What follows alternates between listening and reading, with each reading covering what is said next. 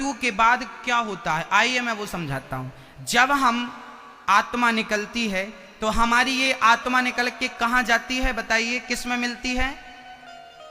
बोलो, जोर से बोलो। हमारी आत्मा इस शरीर से निकलती है और सूक्ष्म शरीर में जाकर मिल जाती है। किस शरीर में? सूक्ष्म शरीर कौन सा है?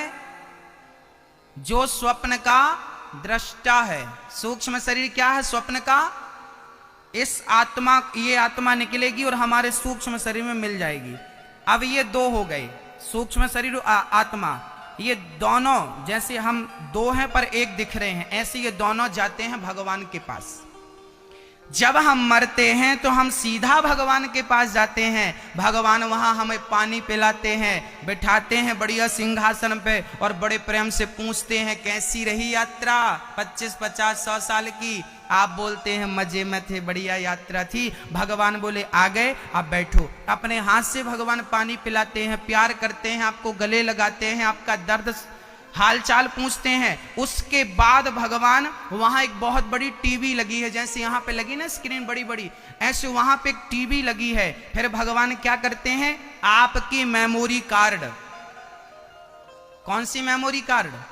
जो आपने पाप और पुण्य किए हैं, मन, आपकी मेमोरी कार्ड भगवान टीवी पे लगा देते हैं। और आपने जन्म से लेके अभी तक जो जो किया है, अच्छा बुरा पाप पुण्य, वो सब टीवी पे दिखने लगता है। फिर भगवान आपके संग बैठ करके वो पिक्चर देखते हैं, आपके जो भी है। आपने भगवान देख, अच्छा देख देख देख तू कितना झूठ बोल रहा है, देख भगवान आपको टोकते, देख देख तू झूठ बोल रहा, तुझे ये करने के लिए भेजा था। देख तू किसी का गला दबा रहा, तुझे ये करने के लिए भेजा है। देख तू किसी को थप्पड़ मार रहा गाल पे, तुझे ये करने के लिए भेजा। देख देख देख देख तू ठग रहा है किसी को, देख ये करने के लिए भेजा। पूरा दिखता वहां, पूरा क्लियर। भगवान समझाते हैं। उसके बाद यमराज जी कागज कलम लेके खड़े रहते हैं, पूरा हिसाब करते हैं। भगवान बोले इनका हिसाब कितना हुआ? तो यमराज जी पूरा जोड़ के बताते हैं, इनके 5 किलो पाप हो गए और 100 ग्राम पुण्य है। 5 किलो बोलो, 5 किलो क्या और 100 ग्राम। अब भगवान पूछते हैं भैया अब तू बता, तुझे पहले पाप का फल भोगा दूं कि पुण्य का फल भोगा दूं? बोलता है, अब ये कहे क्या, खुद तो किया है, देख तो रहा है, पूरा याद आ जाता है जीवात्मा को, ये सब किया हूं मैं।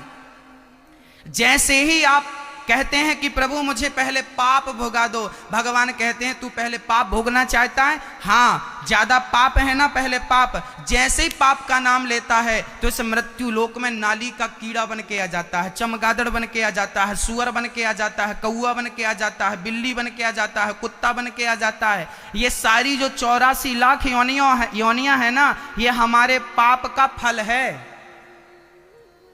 तुम्हें नाली का कीड़ा बनना पड़ेगा यदि पाप किया है तो, और वही है तुम्हारे पाप का प्रायश्चित।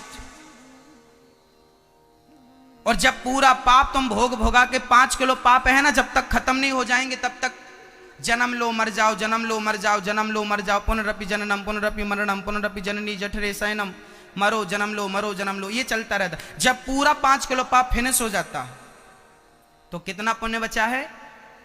100 ग्राम। फिर भगवान के पास गए, प्रभु क्या आज्ञा है? भगवान बोले 100 ग्राम पुण्य है, अब एक काम करो, जाओ तुम। अब बढ़िया भगवान ने जयपुर में बढ़िया आप लोगों को भेज दिया, जाओ 100 ग्राम पुण्य लेकर के। आज जितनी माएँ बहन आप लोग यहाँ बैठे हो ना, सब 100 ग्राम पुण्य लेके आए हो, इसलिए बढ़िया दाल रोटी सब्जी खा रहे हो, मौज से पनीर भी खा रहे हो और मौज कर रहे हो, बढ़िया पहन रहे हो, बढ़िया नोट गिन रहे हो। ये बढ़िया आपका पुण्य है।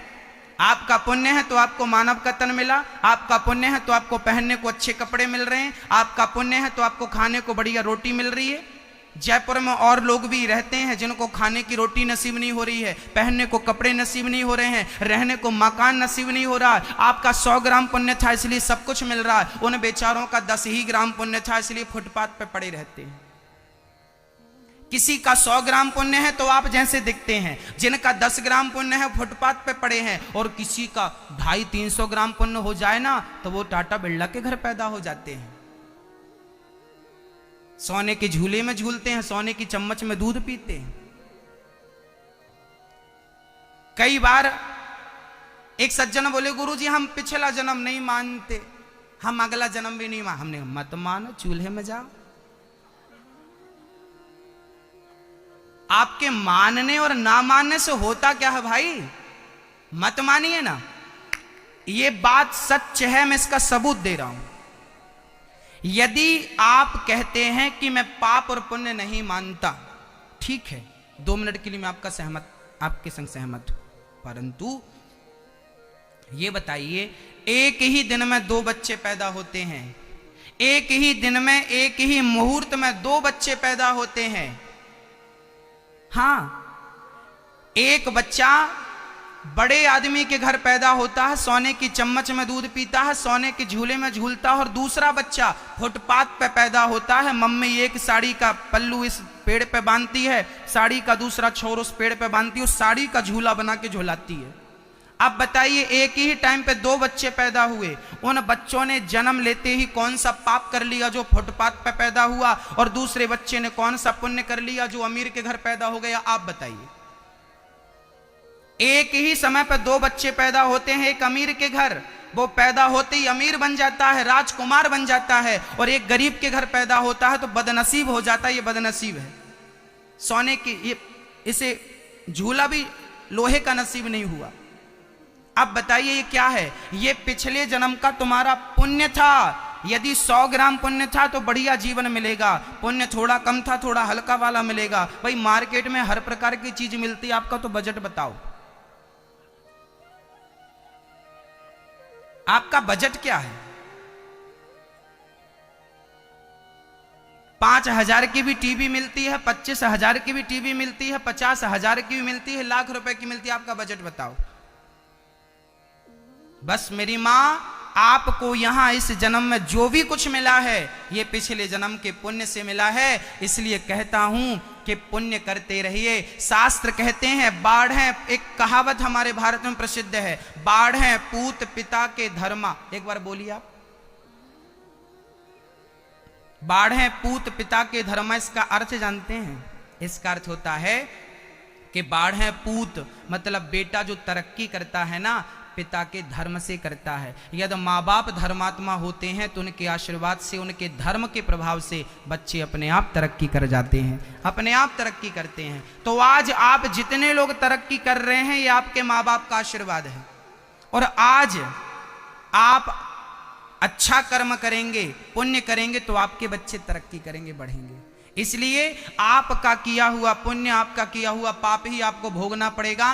कई लोग कहते हैं भाग्य में होगा तो मिलेगा, भाग्य में होगा तो मिलेगा। अरे भाई साहब, भाग्य क्या होता है? भाग्य को हम स्वयं बनाते हैं। कई लोग बोलते हैं किस्मत में होगा मिलेगा, किस्मत। अरे भाई समझिए, किस्मत चीज क्या है, ये भाग्य चीज क्या है, इसको समझिए तो, खोपड़ी में डालिए इसको। पहले क्या होता है कि जब हम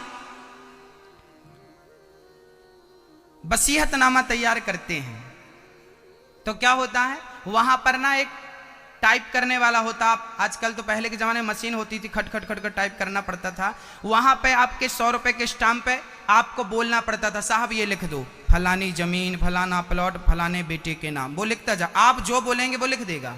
ऐसा तो नहीं कि अपने मन से लिख देगा, जो आप बोलेंगे वो लिखेगा। ऐसे ही जो आपने पुण्य किया है, जो आपने पाप किया है, पुण्य का फल सुख, पाप का फल दुख, 50 रुपए के स्टाम्प में परमात्मा लिख के दे देता है। वही तुम्हारी किस्मत होती है, जो तुमने किया है वही तुम्हें मिलेगा। को न काहू को सुख दुख कर दाता, और निज कृत कर्म भोग सब भ्राता। राजा रहुगण ने भरत जी को ज्ञान दिया।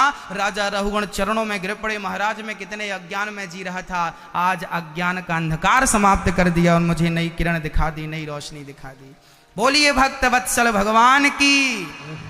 जितना हमने बताया किस किस को समझ में आ गया? हाँ,